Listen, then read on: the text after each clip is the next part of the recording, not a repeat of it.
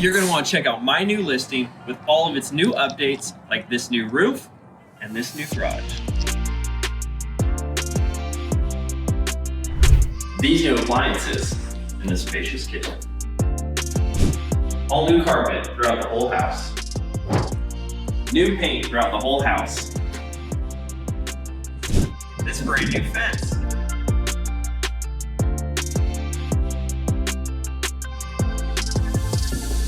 There are a few other things I'd love to show you, like this formal dining room. We have a full bathroom and a guest bedroom.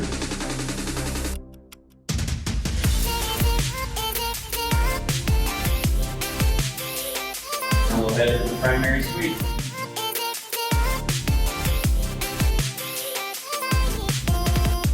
Let's check out the upstairs. Great second living area.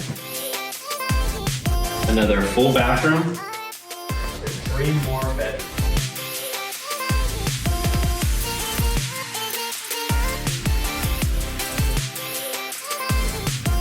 To wrap up, we just saw a 5-bedroom, 3-bathroom, a little over 2,900 square foot home with tons of new updates. You're not going to want to miss it.